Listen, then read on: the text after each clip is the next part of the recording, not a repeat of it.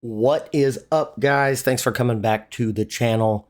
Guys, today I am going to show you some secrets of Windows Notepad. And yes, we are talking about Windows Notepad, not Notepad++, not Word, but regular old Windows Notepad. Now, you may be thinking, Well, I've fallen down the rabbit hole and into a land of madness. but I assure you that there are still some people that use this for different purposes. Most of them very basic purposes. One big purpose I can tell you, which can also be done in Notepad++, but a lot of people will still use it to write batch files and stuff like that. So anyway, let's get started. I'm going to show you some of these little secrets here.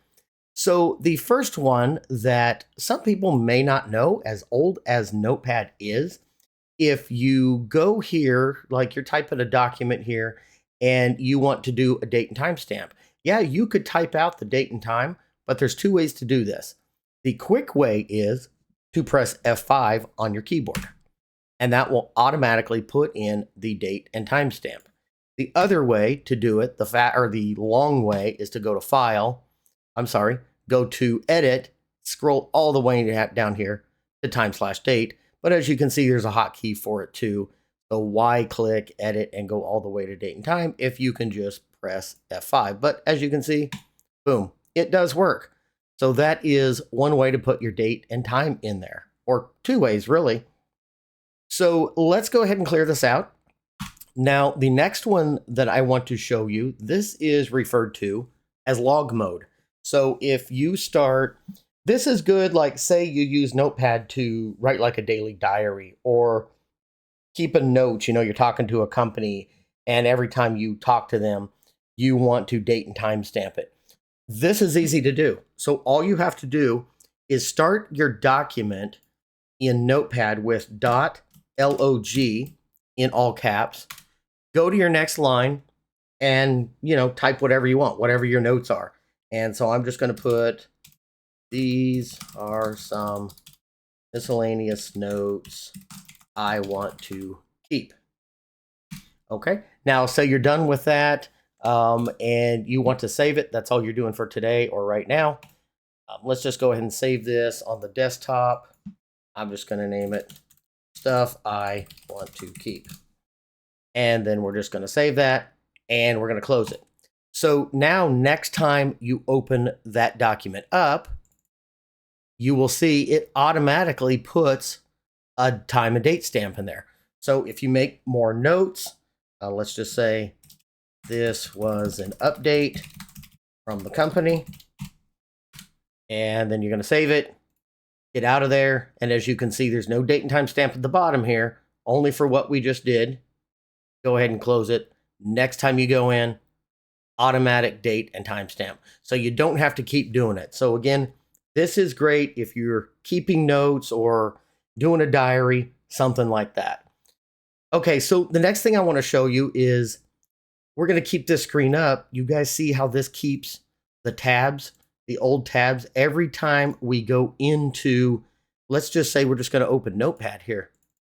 Every time you open Notepad now, all of these tabs are here. Some of you may like that. It drives me nuts. So I'm going to show you how to turn it off. So all you have to do is go over here to the little gear icon, which is the settings. Once you open that up, you're going to scroll down here to opening files. And no, I'm wrong on that. Sorry. When Notepad starts, you're going to click on that. And as you can see by default, open content from the previous session is right here. So you're going to hit open a new window. And there's nothing to click save on. You just go back. I'm going to go ahead and close all these. Actually, I'm not, because I'm going to show you how this works. So once you close all that, no, don't save, don't save. But when we open Notepad back up, you will see that there are no more history there. No history. No tabs are being kept in history. So then you can just kind of start with a clean slate. So if that bugs you, that is the way to turn that off. Now, the next thing I'm going to show you is different theme settings and some different settings. So your gear icon settings over here, click on that. And these are some kind of cool features Now, keep in mind, we are working with the newer Notepad. This is Windows 11. If you're on an older system, your Notepad will be a little bit different. So everything I'm showing you now is for the Windows 11 or newer Notepad that exists. So one of the first things that I really like about this Notepad is the app theme. You can pull this down, you can keep it on light, or you can switch it to dark, or you can even click use system settings, and this will coincide with whatever theme that you have set for your Windows computer. It will match that. I happen to like the dark mode, so I'm going to keep mine at the dark mode here. Moving on, we can do different fonts. If you don't like the default font, you can change it like I have. I've changed it to Courier New. I believe that is the greatest font that is out there. If anyone wants to argue about that, I definitely will. Just kidding. I like the Courier New font, but you can change its size and everything else. So that is a cool little option there. And if you kind of scroll down here, it actually even has a spell check, which I have enabled, and autocorrect. So it will check your spelling along the way and autocorrect anything that is misspelled. So let's go back to this, and we are back to here, and I've got the dark mode going, which I really like. But temporarily, just until I finish this, I'm going to put it back to light, just so I can show you what else I've got going on here. Okay, so I'm going to maximize that because the next thing is pretty cool here. I'm going to go back into the settings. We're going to go back to this font here.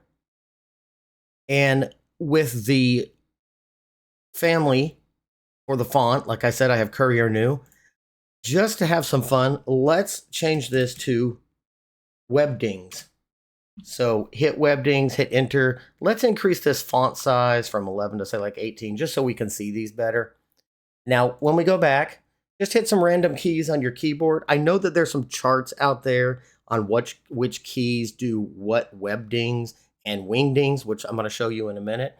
But if we're just hitting some random stuff now, random keys on the keyboard, you see it's got these cool little icons. If you knew these, you could put these into your documents and just kind of make them a little bit better. So yeah, do a Google for Webdings, keys that associate with Webdings and Wingdings. So these are Webdings. Now, if I go back in and go to the font, and we're going to change this to Wingdings, and we're going to hit enter and back. It's the same kind of thing. Random keys will do different stuff. But as you see, you got some pretty cool things there, like things that would really be cool in a document. Like, look at that. You got a mouse, keyboard, camera, mailbox. So yeah, it's not really like the coolest thing in the world, but it could come in handy somewhere. So let me go back in and change this font back to Courier New. And I'm going to change my size back to 11. Anyway, guys, that is it. Just wanted to show you those 5 secrets of Windows Notepad. If this was helpful to you or entertaining to you, make sure to give me a thumbs up and make sure to subscribe for further content. Thanks.